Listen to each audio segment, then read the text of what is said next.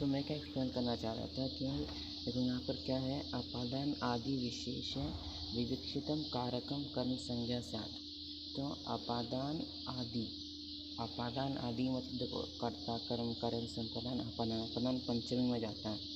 तो विशेष है वो विवक्षितम, अपादान आदि विशेष रूप से यहाँ होना चाहिए था, विवक्षितम रूल्स के हिसाब से वो लगता है।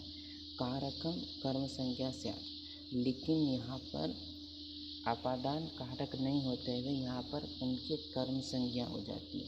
ठीक है, यहाँ पर ये 16 धातुओं ने दिए हैं, 16 धातु, जिनके क्या हो जाते हैं यहाँ पर, इनके अपादान आदि नहीं होते हुए विशेष रूप से कर्म संज्ञा हो जाती हैं। ठीक है, तो वही है दुहिया है, फिर पच है, दुहिया है, याच है, तो श्लोक पढ़ेंगे ना, दुहिया याच पच दंड रुधि प्रची। ठीक है, तो उसको करेंगे तो हम लोग का बेसिकली अभी हम लोग सबसे पहले ये 16 धातु देखेंगे। ठीक है,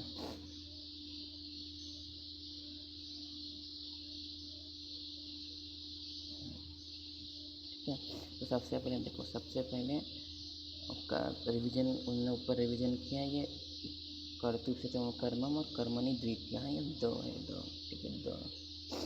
ठीक है, अभी देखो, अभी अकथितम च में क्या लिखा है, मीनिंग पढ़ लो। अप्रधान या गौण कर्म, अप्रधान या गौण कर्म को अकथित कर्म कहते हैं। अप्रधान या गौण कर्म, देखो अभी हमने एक अनुक्त कर्म देखे, अभी यहाँ पर क्या आ जाएगा, अभी ऊपर पद जब विभक्ति जब लगती है ना, तो ऑलरेडी वो लाइन में, वो सेंटेंस में एक मेन कर्म रहता है और साथ में ये एक और कर्म आ जाता है, तो इसको हम लोग अप्रधान या गौण कर्म बोलते हैं। ठीक है, अप्रधान या गौण कर्म को अकथित कर्म कहते हैं।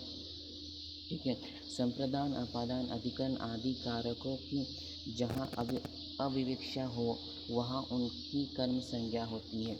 मतलब यहाँ पर संप्रदान अपादान अधिकरण लग नहीं पाते, वो लगने चाहिए लेकिन लगते नहीं हैं।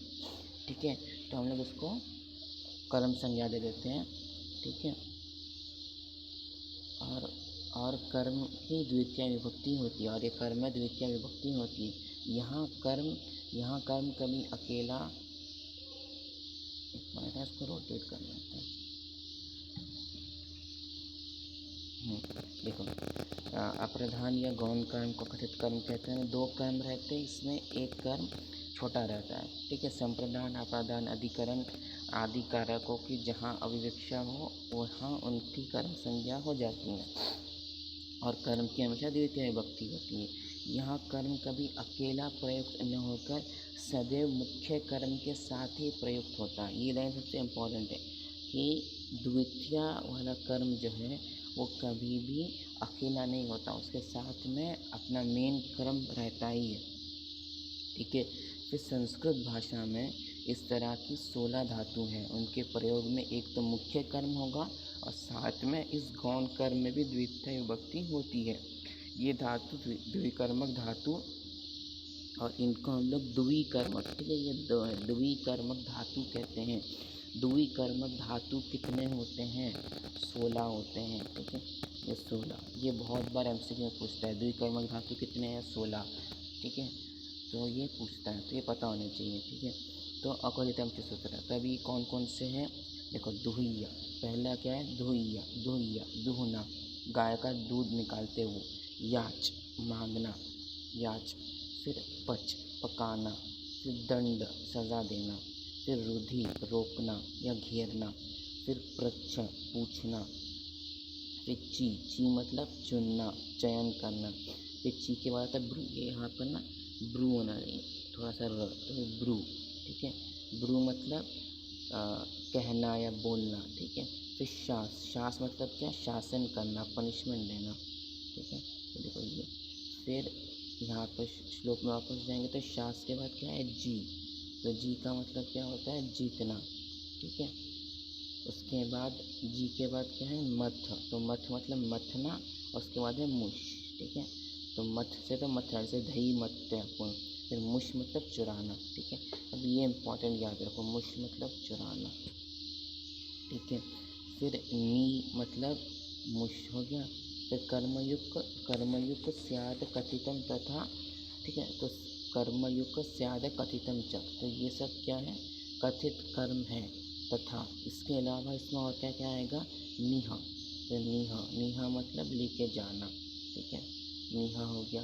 उसके बाद क्या है यहाँ पर हिय, तो हिय का मतलब होता है हरण करना, अगेन चुरान के मीनिंग में होता है, ठीक है। और फिर कृष मतलब खींचना, ठीक है, कृषि करना बेसिकली, वो ज़मीन को जाता है उसको खींचते। तो ये 16 धातु है, उनका आप लोगों को याद रखना पड़ेगा। दुह, याच, पच, दंड, रुध, प्रच्छ, ची, ब्रू, शास, जी, मथ, मुष्य, नी, ह, कृष, ठीक है। लास्ट में ये भी तो है वह, ठीक है, वह का मतलब होता है ढोकर लेके जाना, कुछ का वह, ठीक है। और फिर लास्ट में वो ख़त्म हो जाता है, ठीक है।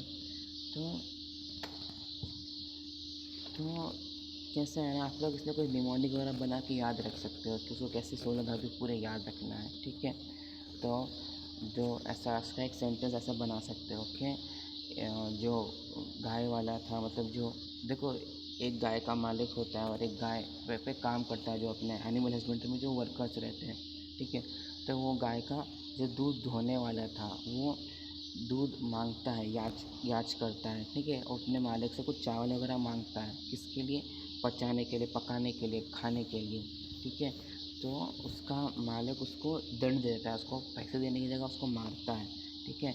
तो जब उसको मारने जाता है तो गांव वाले आकर उसको रोकते हैं, क्या करते हैं, रोकते हैं और उसको पृच्छ करते हैं, उसको पूछते हैं कि तुम उसको क्यों मार रहे थे, ठीक है। तो अभी यहाँ पर उसको पूछताछ से पहले वो सबसे पहले अपने आप में क्या करेंगे, गाँव वाले जब पूछताछ करेंगे तो चिन्ह एक को चयन करेंगे, एक उनके अंदर एक को न्यायाधीश को जज बनाएंगे। जो ब्रू जो जिसको न्यायाधीश बनाएंगे उसको क्या बोलेंगे, आप शासन करो, ठीक है, शास करो। जो अभी जो मालिक है उसको सज़ा दो। जी, तो इससे क्या होगा, इससे इससे जीतना, मतलब इससे क्या न्याय की जीत होगी, ठीक है। फिर मथना, मुश्चुराना, ठीक है, नी ले जाना, हरण करना, ठीक है। तो इस